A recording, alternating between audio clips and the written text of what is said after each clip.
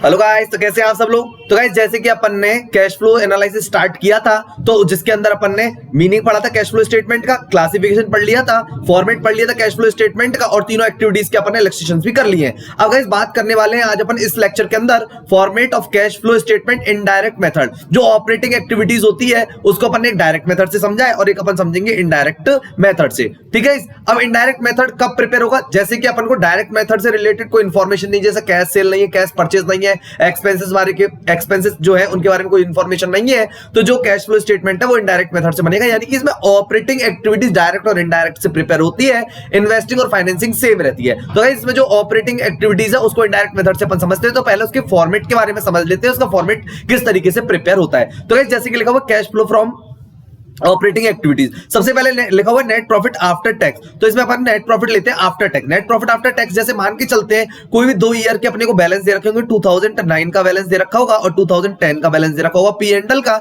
तो वहां से जैसे मान के चलते 2009 में है 10,000 का प्रॉफिट और 10 में है 9 में 10,000 का प्रॉफिट है, 2010 में 12,000 का प्रॉफिट है, तो अपन इसका डिफरेंस ले लेंगे 2,000 का प्रॉफिट। ठीक है, अब मान के चलते 2009 में 10,000 था, ठीक है, और उसके बाद दे रखा है अपने को 9,000, तो इसका मतलब 1,000 का जो लॉस है तो 1,000 का लॉस अपन ले लेंगे। इसीलिए यहाँ पे अपन ने प्लस बैलेंस और माइनस बैलेंस दोनों के अपन ने एरो लगाए। ठीक है, अब की बात आपको समझ में आई। नेट प्रॉफिट आफ्टर टैक्स और नेट प्रॉफिट आफ्टर टैक्स और लॉस भी दोनों के दोनों हो सकते हैं। ठीक है, लॉस भी हो सकता है और प्रॉफिट भी हो सकता है। तो ये है guys net profit after tax. ठीक है, उसके बाद अपन बात कर लेते हैं इसके बारे में।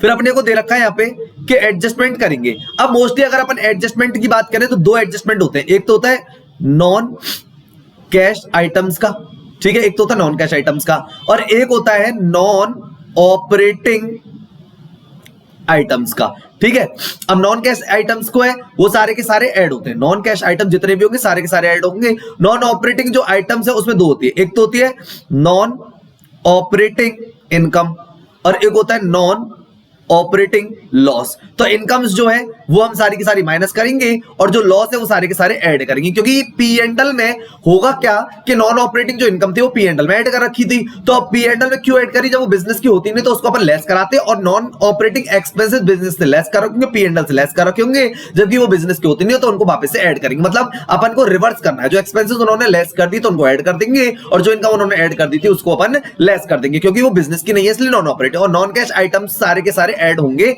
इसके अंदर। ठीक है, तो ये 2 एडजस्टमेंट इसके अंदर अपन को करने वाले हैं और अपन लिखते भी चलेंगे कि इसमें क्या क्या चीज है। ठीक है, अब जैसे अपन बात कर लेते हैं इसमें, सबसे पहले बात करेंगे जैसे डेप्रिसिएशन है, तो नॉन कैश आइटम है तो अपन ने यहाँ पे लिख दिया। ठीक है, ये नॉन कैश आइटम हो गया अपना।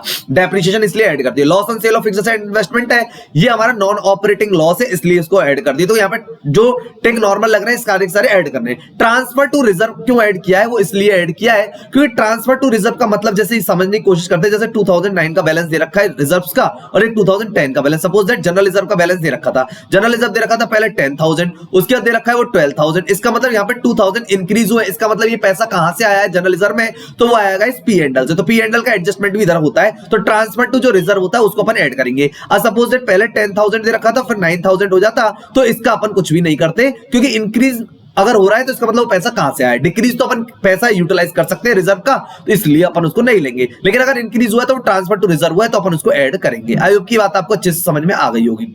ठीक है, अब गाइस उसके बारे में बात अपन कर लेते हैं यहाँ पे प्रीमियम और रिडेम्पशन ऑफ डिवेंचर। तो रिडेम्पशन करते हैं डिवेंचर का जो उस पर प्रीमियम होता है तो उसको अपन को यहाँ पे ऐड करना पड़ेगा, premium on redemption of debenture. और जितने भी प्रोविजंस होते हैं वो सारे के सारे P&L से बनते हैं, तो उनको भी अपन को ऐड करना पड़ेगा। प्रोविजन फॉर टैक्सेशन और प्रोविजन फॉर डिविडेंड। ठीक है, ये दोनों की दोनों चीजें आपको ऐड करनी पड़ेंगी। अब गाइस बात आती है इंटेंजिबल एसेट्स है, ये सॉरी यहाँ पे इंटेंजिबल रिटर्न ऑफ लिखा हुआ है केवल, तो वो इंटेंजिबल एसेट्स है, इंटेंजिबल एसेट्स रिटर्न ऑफ। ठीक है, यहाँ पे लिख देते हैं अपन एसेट्स। तो इंटेंजिबल एसेट रिटर्न ऑफ, जैसे कि मान के चल लेते हैं आपका गुडविल हो गई, पेटेंट हो गया, कॉपीराइट, अगर ये इंटेंजिबल एसेट रिटर्न ऑफ हो रही है तो अपन उसको ऐड करते हैं, क्योंकि उसको P&L से राइट ऑफ किया जाता है, इसीलिए अपन उसको वापस से ऐड बैक करते हैं। ठीक है, उसके बाद इसमें लिखा हुआ profit on sale on fixed assets and investment है, तो ये अपनी नॉन ऑपरेटिंग इनकम है, तो इसको देखो अपन ने लेस कर दिया। और यहाँ पे देखो ये loss on sale of fixed asset investment non operating loss था, तो इस अपन ने यहाँ पे ऐड कर दिया और ये यहाँ पे लेस कर दिया। इनकम लेस होती है और एक्सपेंसेस ऐड होते हैं। उसके बाद इंटरेस्ट और डिविडेंड रिसीव्ड ऑन इन्वेस्टमेंट, अगर इन्वेस्टमेंट पर कोई भी इंटरेस्ट या डिविडेंड मिलेगा तो वो भी नॉन ऑपरेटिंग होता है, तो इसीलिए अपन ने उसको उसको भी यहाँ पे लेस करा दिया है। तो इसमें अपन को मोस्टली किस चीज का एडजस्टमेंट करना पड़ा, नॉन ऑपरेटिंग इनकम्स का और एक्सपेंसेस का करना पड़ा और एक नॉन कैश का। ठीक है, तो गाइस ये था अपना यहाँ तक एडजस्टमेंट।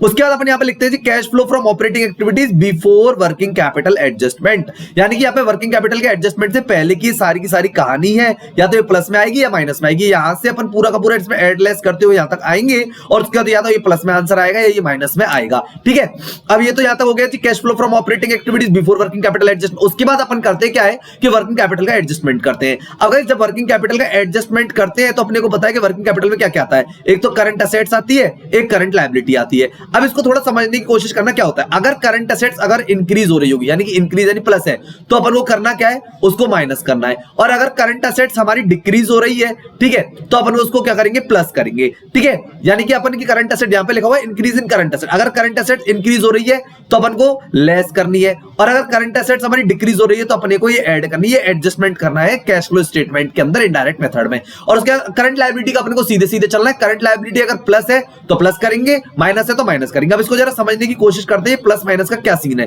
ठीक है, तो करंट लायबिलिटी में लिखा हुआ है ना increase in current liability, increase है तो इंक्रीज करेंगे और डिक्रीज है तो डिक्रीज करेंगे। सपोज दैट मान के चलते 2009 और एक 2010 अपन ने ईयर ले लिया, तो यहाँ पे अपन ने करंट असेट लिख दी। मान के चलते पहले करंट असेट थी 10,000 की और उसके बाद 15,000 की, तो अपना कितनी करंट असेट इंक्रीज हो रही है, 5,000 की। तो 5,000 अपन किस में लिखेंगे, ब्रैकेट में लिखेंगे। ये लिखा हुआ है इंक्रीज इन करंट असेट, ये लिख रहा पहला पॉइंट, इसको अपन क्या करेंगे, ब्रैकेट में लिखेंगे। ठीक है, और अगर मान के चलते करंट असेट्स अपनी 2009 में है 10,000 की और 10 में हो रही है वो 7,000 की, तो इसका मतलब 3,000 की डिक्रीज हो गई है, तो अपने को 3,000 यहाँ पे ऐड करने हैं। ये लिख दिया अपन ने डिक्रीज इन करंट असेट और ये अपना प्लस। ठीक है, आई होप ये बात आपको समझ में आ गई होगी।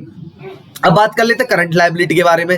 करंट लायबिलिटी का गाइस एडजस्टमेंट बिल्कुल सीधा सीधा है कि यहाँ पे लिख देते करंट लायबिलिटी 2009 में 10,000 की थी, फ्री हो गई अपनी 13,000 की, तो 3,000 इंक्रीज हो गए, तो 3,000 इंक्रीज हो गए तो अपन प्लस करेंगे। लिखा हुआ है increase in current liability, current liability increase हो रही है तो उसको इंक्रीज करेंगे। और अगर मान के चलते करंट लायबिलिटी पहले 10,000 की थी, फ्री हो गई 6,000 की, तो इसका मतलब कितनी से डिक्रीज हो गई है, 4,000 से डिक्रीज हो गई है, तो अपन ने यहाँ पे लेस कर दिया, लिख दिया डिक्रीज इन करंट लायबिलिटी 4,000 से डिक्रीज। तो करंट लायबिलिटी का सीधा सीधा है, करंट लायबिलिटी से अगर इंक्रीज हो रही है तो ऐड करेंगे, डिक्रीज हो रही है तो लेस करेंगे। लेकिन करंट असेट्स में अपन को रिवर्स चलना है, अगर करंट असेट इंक्रीज हो रही है तो लेस करना है और डिक्रीज हो रही है तो ऐड करना है। आई होप ये बात आपको समझ में आ गई होगी। ठीक है, अब उसके बाद अपन क्या करने वाले हैं उसको भी जरा समझने की कोशिश करते हैं। अब गाइस उसके बाद अपन ये सारे के सारे एड लेस करने, जो ये अपना बैलेंस जो चला आ रहा है, ये वाला ये जो अपना बैलेंस आया था, इसी में अपन करंट असेट्स और करंट लायबिलिटी का जो एडजस्टमेंट करेंगे वर्किंग कैपिटल का, उसको ऊपर से एड लेस करते हुए आएंगे तो अपना ये यहाँ पर बैलेंस आ जाएगा, या तो ये प्लस में आएगा या माइनस। इसको अपन लिखते हैं cash flow from operating activities before extraordinary items and taxes. ठीक है, उसके बाद एक्स्ट्राऑर्डिनरी कोई रिसीप्ट है तो प्लस करेंगे, और अगर एक्स्ट्राऑर्डिनरी कोई पेमेंट है तो उसको अपन लेस करेंगे। तो ये दो एडजस्टमेंट भी इसमें हो जाएंगे। ठीक है, उसके बाद फिर यहाँ पे अपना आ जाएगा, इसमें इन सबको एड लेस यहाँ तक करते हुए लेके आएंगे तो यहाँ पे आ जाएगा cash flow from operating activities before tax. ठीक है, तो ये आ जाएगा। उसके बाद अपन इसमें टैक्स पेड कराएंगे। ठीक है, तो टैक्स पेड करेंगे तो पैसा जाएगा और निकल के आ जाएगी net cash flow from operating activities, या तो ये प्लस में आएगी या माइनस है तो इंक्रीज या डिक्रीज। तो गाइस ये था कुछ एडजस्टमेंट इनडायरेक्ट मेथड का। इसमें एक तो अपन को मेन जो काम था, अपन एक तो वर्किंग कैपिटल का एडजस्टमेंट इसमें करा सबसे मोस्ट वाला। ठीक है, और एक अपन ने यहाँ पे करा है एडजस्टमेंट नॉन कैश का और नॉन ऑपरेटिंग आइटम्स का। ठीक है, तो आई होप कि गाइस ये बात आपको समझ में आई होगी। ये था इनडायरेक्ट मेथड। तो अपन गाइस जब नेक्स्ट लेक्चर करेंगे तो इसका अपन एक इलस्ट्रेशन लेंगे जिससे कि आपको ये अच्छे से और भी समझ में आएगा। ठीक है, तो गाइस एक बार आप इसका रिवीजन जरूर करें। ठीक है, क्योंकि कैश फ्लो स्टेटमेंट एक वही क्वेश्चंस है जिनका आप जितनी प्रैक्टिस करेंगे आपको उतना अच्छे से आएगा। ठीक है, तो मिलते हैं अपन नेक्स्ट लेक्चर में। तब तक के लिए guys goodbye and thank you.